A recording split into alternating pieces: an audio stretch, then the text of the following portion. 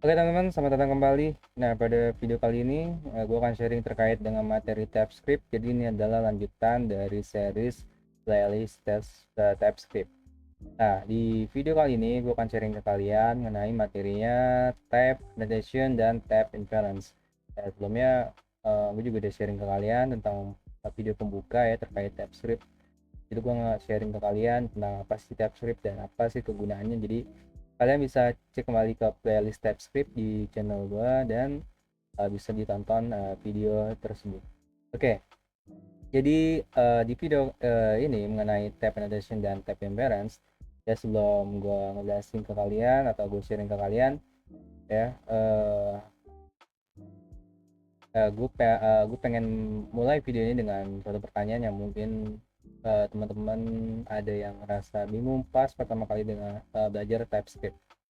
Nah, misalkan teman-teman bikin file extensionnya .ts, nah terus isinya teman-teman nulis kode JavaScript biasa. Contoh paling sederhana ya console misalkan. Nah terus nggak ada tipe sama sekali gitu ya, tipe sama sekali atau tipe apapun gitu.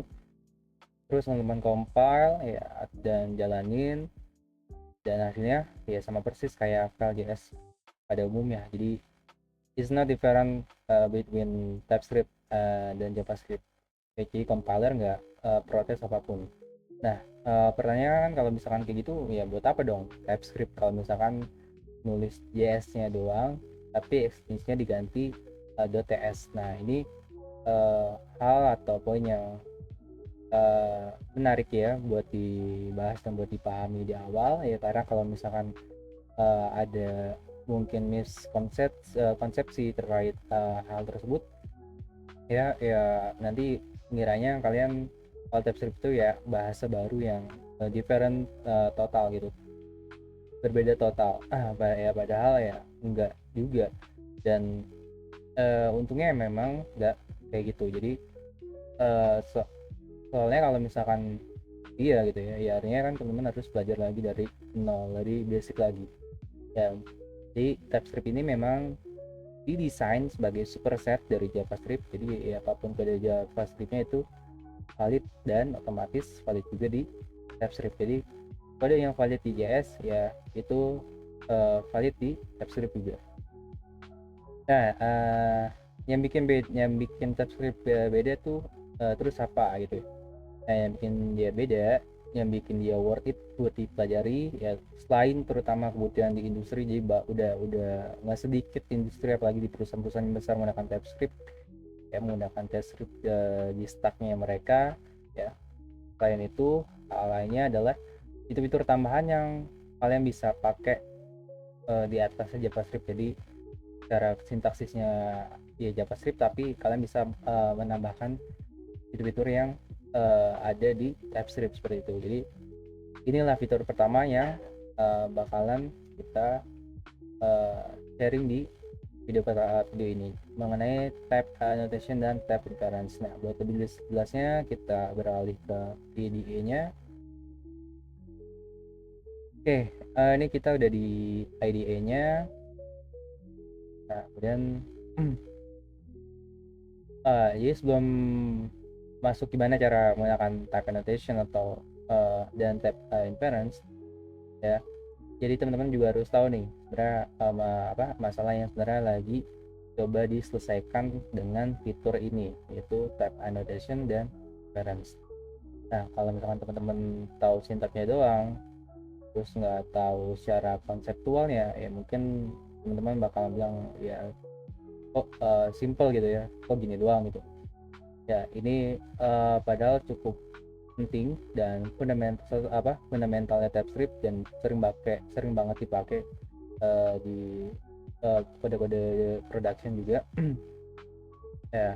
Dan ini yang bisa selamatin project-project yang ada di TypeScript ya, bebas atau mengurangi dari adanya bug ya. Contoh seperti ini misalkan misalkan kita lagi nulis JavaScript biasa, misalkan di filenya yes, misalkan let username. Oke, kita define let username tanpa ada value, sengaja belum dikasih value. Katakanlah misalkan nilainya baru didapat nanti, dan ini adalah satu praktis dan satu cara yang umum gitu ya di tindakan di production, dimana kita define variabelnya dulu dan value-nya nanti uh, di langkah selanjutnya, misalkan kita ngambil value dari API ya, misalkan seperti itu. Nah kemudian lanjut, kita udah define variable, nah nilainya nanti, nah misalkan dari API tadi ya, atau input user. Nah kemudian di baris, misalkan di baris kesekian itu nanti ada yang assign lagi ya, username dengan misalkan sama.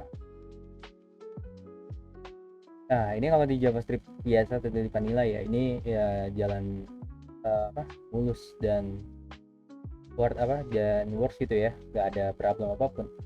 Nah kemudian ini masalahnya yang bakalan ketahuan nanti ya, misalkan kalian penggunaannya ini buat username, kemudian ada yang assign, ada yang reassign lagi, entah tim kalian ataupun kalian sendiri yang lupa gitu ya, itu bakal nanti jadi masalah. Nah masalahnya kenapa? Karena adanya proses reassign seperti itu.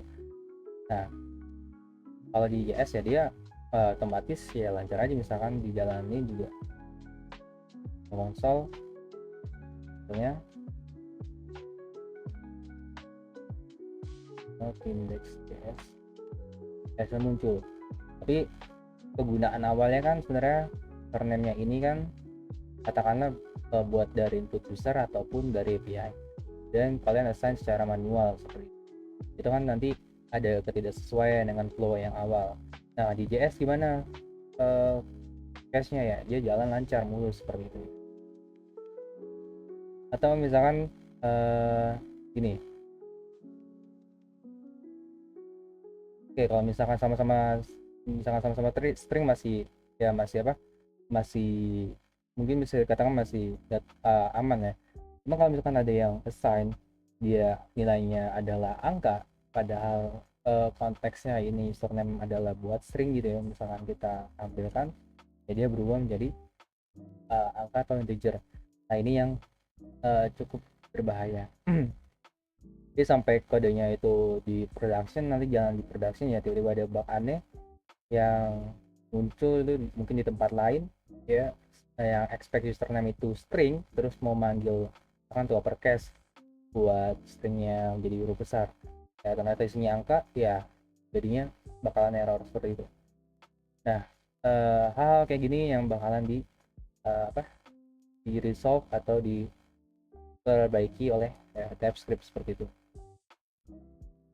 Dan skenario yang ini, maksudnya skenario yang define variable kemudian ada yang reassign itu yaitu skenario yang paling umum juga terjadi di dunia ya production terutama ya. Mungkin kalau sekarang udah tidak terlalu sering ya, karena kan udah semakin maju dan semakin canggih ya. Mungkin kalau dulu cukup sering ada kejadian reassign seperti itu. Nah kemudian jadi itu yang bakalan kita bahas terkait tab annotation atau tab reference. Tadi apa? Tab annotation, tab inference. Nah sebelum kita ke TS kan muncul mungkin pertanyaan seperti ini, adanya miskonsepsi kayak gini atau kesalahan kayak gini memang di JavaScript nggak bisa diatasi gitu ya, atau di JavaScript itu nggak ada fungsi atau nggak ada pada bawaan yang bisa mengatasi masalah tersebut ya. Nggak juga, soalnya di JavaScript ya memang udah ada pengecekan secara tipe, misalkan let username di sini kita kasih string, kita console log type of username ya, dia muncul string. Jadi dia juga bisa di JavaScript atau di vanillanya untuk pengecekan tipe data. Dan terkait tipe data entah primitif atau objek ya, gue juga udah buat videonya di dari JavaScript ya apa aja karakteristiknya, perbedaannya teman-teman juga bisa tonton di series JavaScript ya. Cuman bedanya kalau misalkan di apa, kalau JavaScript tuh dia tahu tipe suatu nilai setelah nilainya itu ada. Nah kalau TypeScript itu dia bisa maksa tipe suatu nilai sebelum nilainya itu bahkan diisi. Itu bedanya ya, yang harus kita tanamkan gitu. Kita tahu kalau misalkan S ya dia tahu tipe suatu nilai setelah di assign nilainya itu atau setelah ada nilainya. Kalau TS dia bisa maksa tipe suatu nilai sebelum nilainya itu bahkan diisi.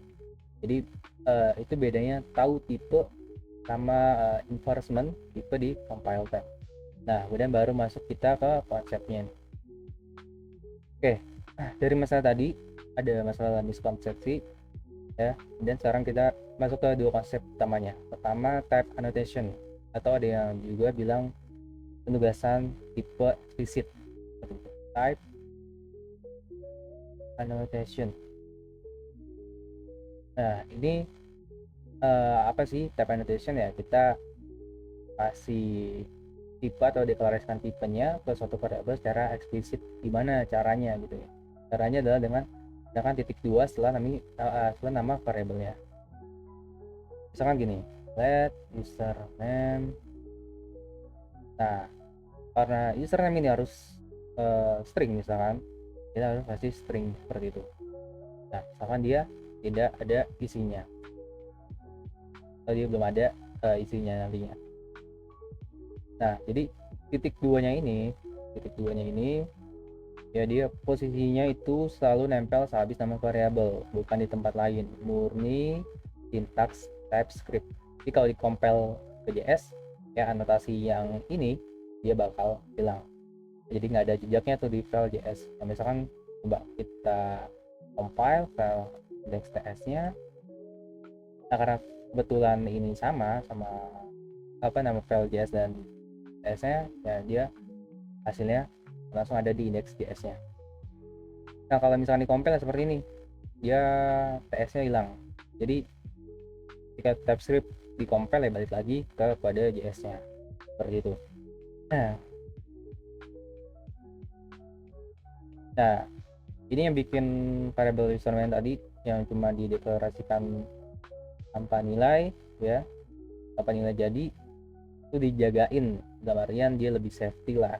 Kalau nanti coba ada yang assign angka atau selain string ya, yaitu TypeScript langsung bisa protes di IDE nya teman-teman.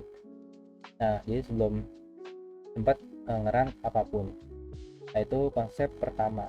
Jadi konsep pertama itu ya harus tahu apa konsepnya, kemudian gimana caranya dan fungsinya. Yang kedua ini terkait dengan type inference. Nah ini yang justru mungkin sering di skip pas belajar fundamental ya terkait type inference ya, padahal ini penting juga buat ngerti kapan type annotation itu perlu dan kapan enggak perlu. Karena bisa aja misalkan teman-teman menulis variabel itu menggunakan ini ya titik dua, kemudian nama tipenya itu dianggap bad practice. Contoh seperti ini, let age kita ada umur ya, kita ada isinya nih, number dia 30. Nah ini dianggap bad practice dari apa yang gua pelajari dan dari apa yang gua tahu, ini dianggap bad practice. Kenapa? Karena 30 ini memang udah pasti angka, dia nggak bakalan bisa misalkan jadi boolean ya walaupun di JavaScript dia bisa di constant sih jadi string 30 ya. Cuman misalkan di TS itu ya dia nggak perlu menggunakan titik dua buat secara eksplisit kalau ini tipenya adalah angka gitu ya, seperti itu. Jadi memang kita kapan harus tahu gitu ya menggunakan ini annotation itu, dan kapan nggak perlu menggunakan type annotation karena bisa dianggap bad practice kalau dipaksakan.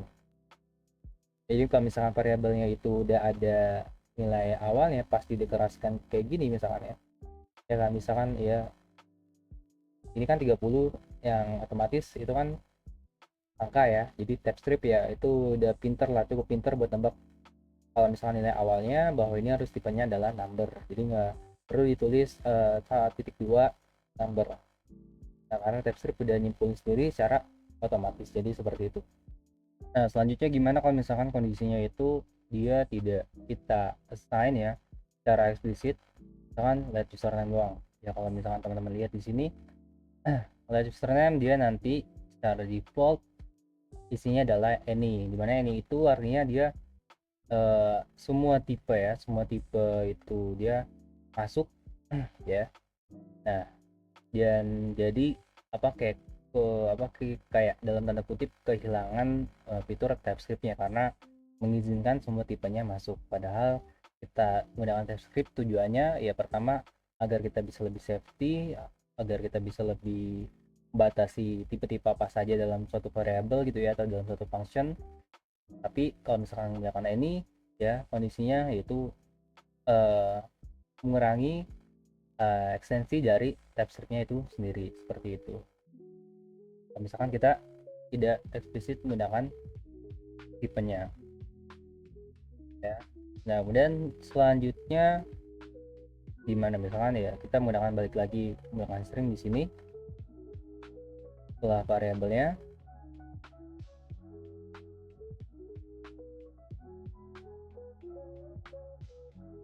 Nah, kemudian misalkan kita username-nya itu diisi max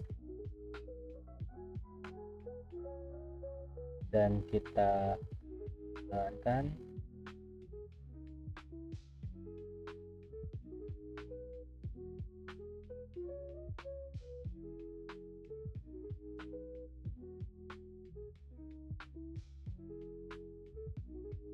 belum kita konsol, kita jalankan kembali. Nah, dia akhirnya muncul karena max ya sesuai dengan tipenya yaitu string ya. Gimana kalau misalkan kita ganti nih tipenya menjadi 25 angka. Nah, sebelum kita run ya IDE-nya udah ada error merah. Nah, kalau misalkan kita lihat di sini error merahnya type number is not assignable to type string, artinya number ini gak boleh diassign untuk tipe yang datanya itu adalah suatu string, seperti itu. Jadi IDE-nya udah otomatis kasih error, kasih warning ya kalau misalkan tipenya tidak sesuai. Jadi sebelum ada proses compile pun atau proses bilangin ya IDE-nya udah kasih tahu kalau misalkan tipenya tidak sesuai. Jadi itulah terkait tipe annotation, yaitu gimana caranya kita kasih tipe pada suatu variable atau function ya. Nanti function juga ada bisa secara eksplisit ya, kalau ngasih ke function apakah dia returnnya harus suatu string atau misalkan returnnya harus suatu array ataupun lainnya. Misalkan gini contoh function ya greet user dan name, parameternya di sini kan namanya harus string dan outputnya adalah string, berarti kita return di sini adalah misalkan return. Nah, kita di sini greet user kan namanya sama. Kalau misalkan kita jalanin kembali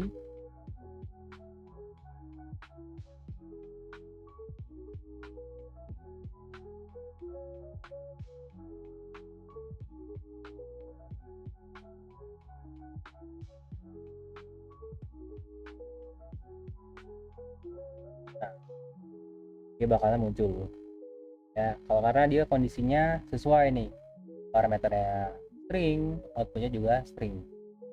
Nah, kalau misalkan parameternya kita ubah menjadi 25 ini ya teman-teman juga bisa lihat argumen dari tipe number ini nggak bisa diassign dengan parameter yang tipenya string, jadi seperti itu.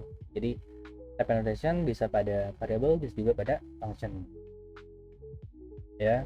Nah, seperti itu. Nah, kemudian ini kan aman nih. Nah, kita coba compile kembali dengan tsx tsc index.ts. Nah, kita balik. Nah, kalau misalkan dilihat ya kodenya dalam bentuk JavaScript kembali. Di sini tidak ada secara eksplisit ya string, tidak ada, dan tidak ada juga di sini secara eksplisit string dan string juga, karena memang TypeScript itu dia running atau ya dia berjalan di atas JavaScript-nya. Jadi ketika di compile balik lagi ke JavaScript ya TypeScript-nya hilang atau kehapus ya.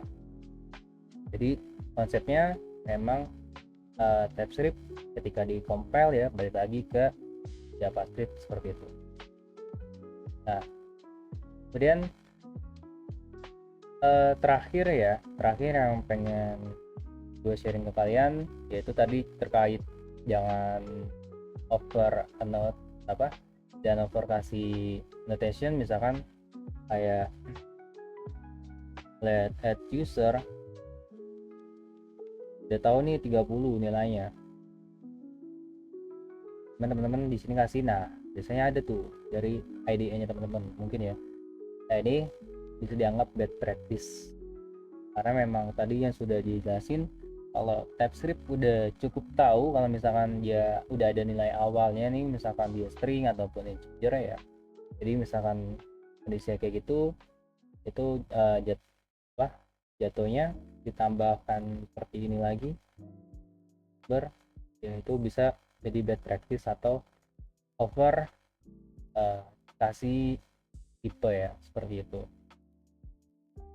Nah jadi yang kita coba pelajari di video ini, kita balik lagi ke sini ya. Ya kalau misalkan di compile time-nya flow-nya di TypeScript misalkan ada let username dia string, kemudian dikasih tipe data yang berbeda, maka IDE-nya dia bakal ngecek dan error langsung di editor, jadi ditolak sebelum sempat di run. Tapi kalau di JavaScript kalau misalkan ya dia username-nya aja bebas, mau dia kasih angka mau dikasih integer, jadi tidak ada ya angka ataupun string, jadi tidak ada secara eksplisit dia harus tipe data tertentu ya. Misalkan di pada yang berjalan di production ya ini bisa error atau overcast misalkan ya seperti itu, jadi crash di user stringnya. Nah best practice-nya di sini misalkan let username string kemudian dia ada di ID-nya tab-nya string ya. Kalau misalkan di assign dengan angka ya dia bakalan error langsung merah di editor. Nah bad practice-nya ya kayak gini, let username jadi di tab-nya implicit any. Jadi kalau misalkan memakai tipe di TypeScript tadi ya ini tuh, jadi semuanya ya bisa diisi ke variabelnya tersebut. Jadi TS scriptnya ya gagal jadi sapam atau security ya, jadi bugnya ini bisa lolos.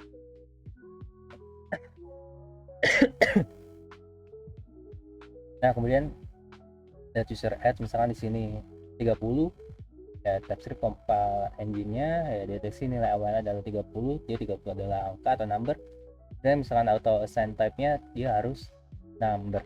Kan dicoba user add-nya 31 secara string gitu ya, misalkan 31-nya tapi string, di sini bilang stringnya is not assignable to number ya.